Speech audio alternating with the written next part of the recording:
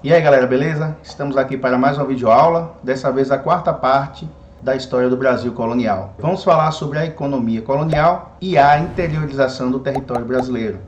Mas antes de começar a aula, vá aí embaixo, se inscreva no nosso canal, curta nossos vídeos, compartilhe nosso material para a gente produzir cada vez mais conteúdos para você. Vamos à aula? Aqui é o canal do professor Vinícius. Vamos a mais uma videoaula sobre o Brasil colonial. Dessa vez é o quarto vídeo, onde falaremos sobre a economia colonial e a interiorização do território brasileiro. Então vamos entender o que o Brasil produzia no período colonial, do que se ganhava dinheiro. E vamos tentar ver também como foi a ocupação do interior do território brasileiro pelos portugueses. Bom, para começar a falar da economia colonial, vamos falar primeiro das suas características, ok? A economia colonial, ela era economia monocultora ou de monocultura. O que quer dizer isso? Uma cultura, um produto. Então a economia brasileira sempre focou mais em um produto em detrimento de outros. Então nós tivemos um período que era mais de açúcar, teve outro período que foi voltado mais para o pau-brasil, teve outro período mais focado na mineração. Não que não existisse outras atividades econômicas, sempre existiram as atividades auxiliares, sempre existiu uma atividade principal. Por isso que nós dizemos que é monocultura, voltado para um produto, focado em um produto. Era uma economia baseada na grande propriedade de terra. Desde a época das capitanias hereditárias, o governo, através dos donatários, doava grandes extensões de terra aos colonos, que eram conhecidas como sesmarias. Então esse hábito perdurou por muito tempo, né? Grandes extensões de terra eram doadas para que as pessoas produzissem nela. No Brasil colonial especificamente, as grandes propriedades de terra eram os engenhos que produziam açúcar, né? E os seus proprietários eram os senhores de engenho. Então, podemos dizer que a economia colonial era baseada na produção nos latifúndios, que eram as grandes propriedades de terra. Bom, a economia era baseada na mão de obra escrava. Então, quem sustentou a economia colonial brasileira foram os escravos. Primeiramente os índios e posteriormente os africanos. Tá? Esse assunto, inclusive, foi tratado no vídeo anterior. Vocês podem conferir aí no link em cima. E por fim, a economia colonial, ela era voltada para o abastecimento da metrópole. Ou seja, o Brasil como colônia produzia para abastecer Portugal. Bom, isso estava dentro do sistema colonial que existia na época, né? A colônia deveria fornecer matérias-primas, metais preciosos, seria um mercado consumidor dos produtos da metrópole também. Então, a função da economia da colônia era sustentar a metrópole. No caso, tudo que o Brasil produzia era exportado, era levado para Portugal, tá? Lembrando que o Brasil participava de um comércio triangular, como vocês podem ver aí na imagem. O Brasil fazia parte do contexto colonial português, fornecendo açúcar, tabaco, café, cacau, algodão. E Portugal trazia os seus produtos manufaturados para serem vendidos aqui no Brasil. O Brasil também fazia um comércio com a África, onde fornecia o tabaco, o fumo e a aguardente, que é a cachaça, que eram trocados por escravos. Para completar esse comércio triangular, Portugal enviava produtos também para a África, onde eram trocados ou vendidos, adquirindo-se assim escravos, marfim, pimenta malagueta e ouro. Então o Brasil estava inserido nesse contexto colonial. Bom, a economia colonial, ela funcionou por etapas, digamos assim. Isso não quer dizer que enquanto, por exemplo, o Brasil extraía pau-brasil, já não pudesse estar produzindo açúcar. Em alguns momentos, as economias coexistiram.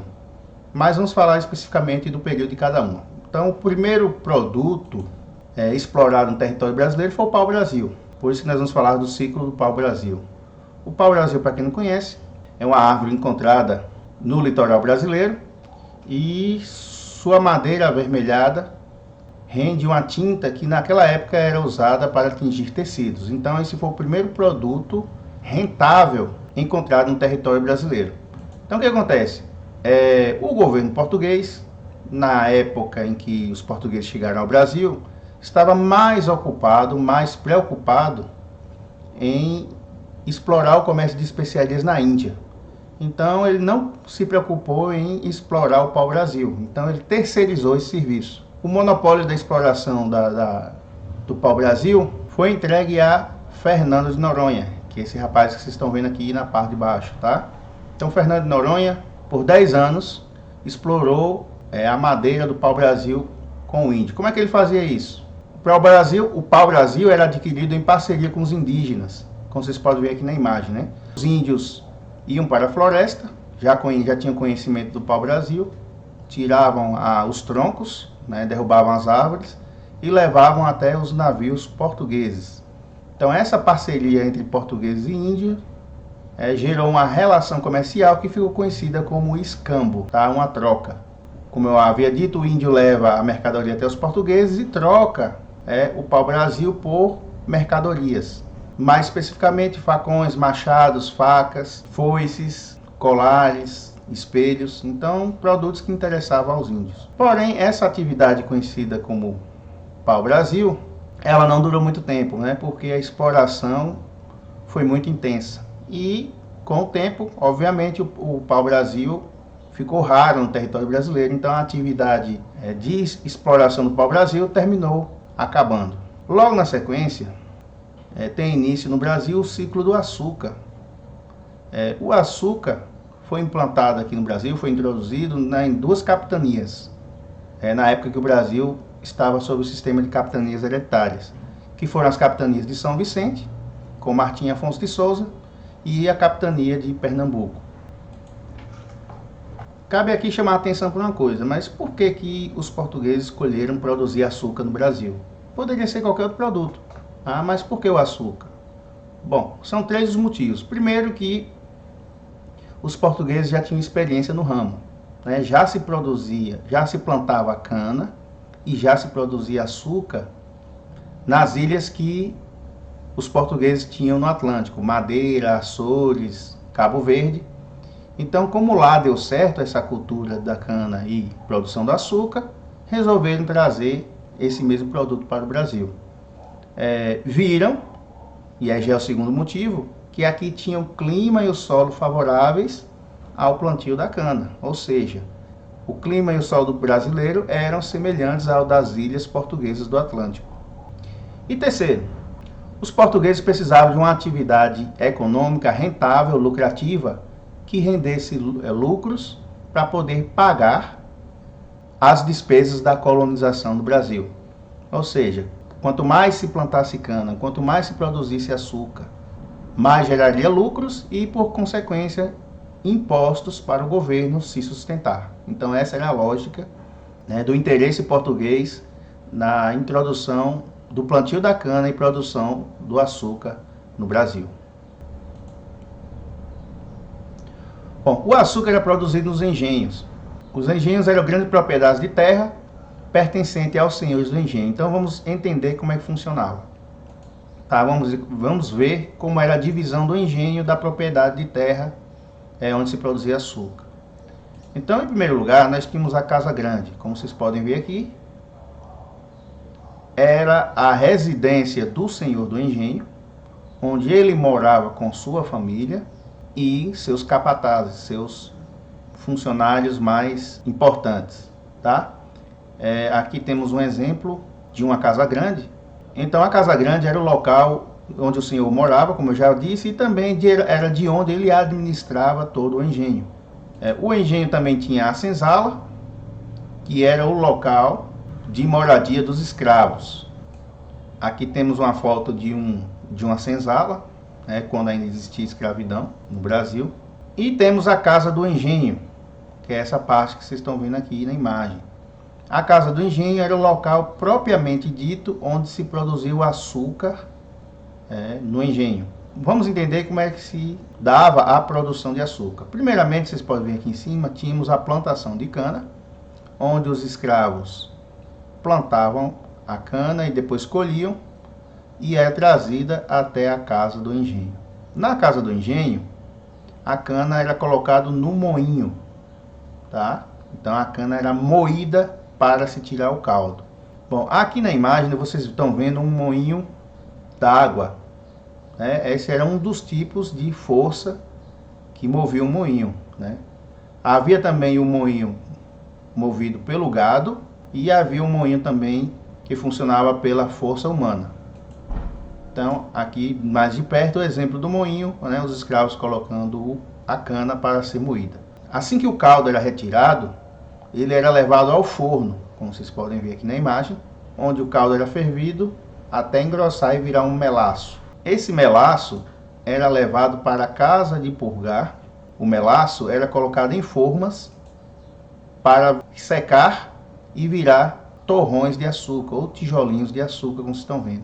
Na casa de purgar, além do melaço secar e tomar essa forma, ele também passava por um processo de branqueamento.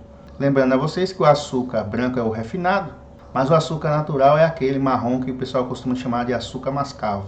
Esse açúcar em pedra era levado para o depósito, onde ele era picado até virar grão e encaixotado para poder ser exportado. Lembrando que nessa época, como Portugal não tinha muita grana, quem vinha buscar o açúcar no Brasil eram os holandeses, ou seja, os grandes parceiros comerciais dos portugueses na produção de açúcar.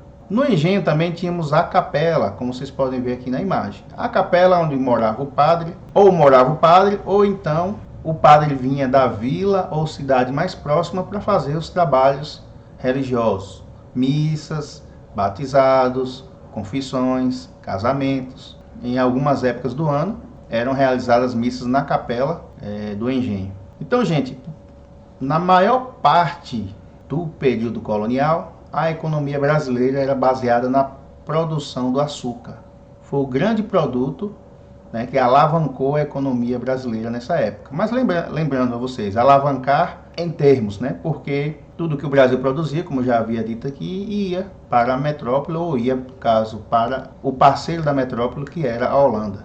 Vamos falar do ciclo do ouro. Eu vou falar superficialmente sobre o ciclo do ouro, porque o nosso próximo vídeo vai ser exatamente sobre a mineração no Brasil.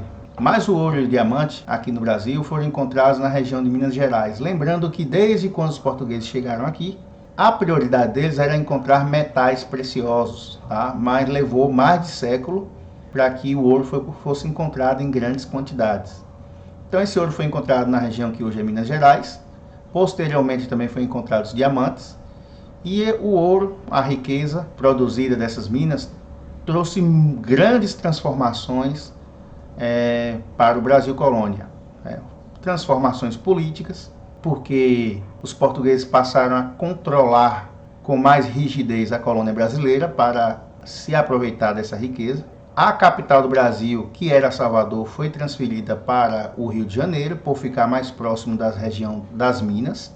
Houve transformações econômicas, porque se antes o Brasil exportava tudo o que produzia, agora Minas Gerais comprava quase todos os produtos das outras regiões brasileiras, ou seja, formou-se um mercado interno no Brasil. E houve transformações sociais, porque muita gente pobre teve acesso a alguma quantidade de ouro e diamantes, e essas pessoas ascenderam socialmente, ou seja, formou-se uma classe média no Brasil.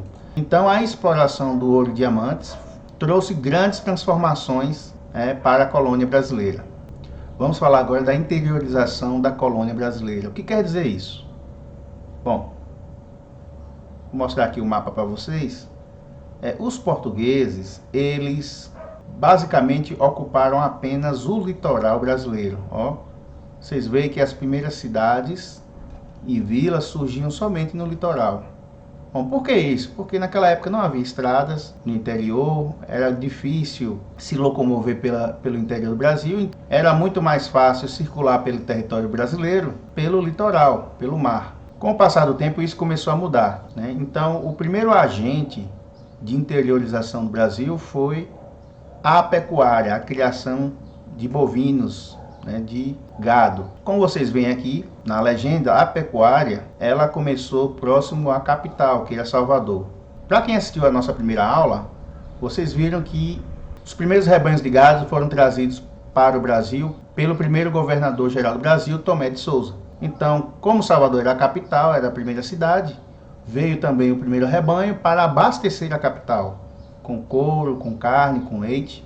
E, a princípio, né, os rebanhos de gado se concentraram aqui, próximo a Salvador. Mas aí o que acontece? Começou-se a expandir as primeiras lavouras de cana-de-açúcar próximo a Salvador, então ficava complicado manter os rebanhos de gado próximo à cidade, para que o gado não danificasse as lavouras de cana. Então foi instituído que o gado ficasse no mínimo a 60 quilômetros da cidade. Então dessa forma o gado começou a ser levado cada vez mais para o interior do Brasil. Então dê uma olhada aqui no mapa, essa área rosa aqui indica a expansão do gado para o interior.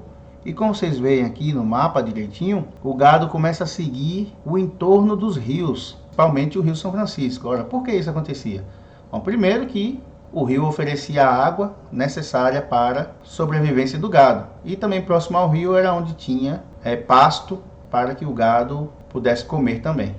Então, a criação de gado, ela começou a se concentrar nas margens do Rio São Francisco. Tanto é que um dos primeiros nomes ou apelidos que o Rio São Francisco teve foi Rio dos Currais, devido à grande quantidade de gado que havia em suas margens e de currais também. Os criadores de gado passavam o ano inteiro nas margens do São Francisco, engordando o gado, e obviamente que construíram suas casas e dessa forma foram surgindo as primeiras vilas, que mais tarde viraram cidades. Dessa forma começou a ter uma ocupação, digamos assim, definitiva, do interior do Brasil pelos portugueses. É claro que no interior do Brasil já havia os índios, mas quando a gente fala de interiorização, estamos falando da presença portuguesa no interior do Brasil.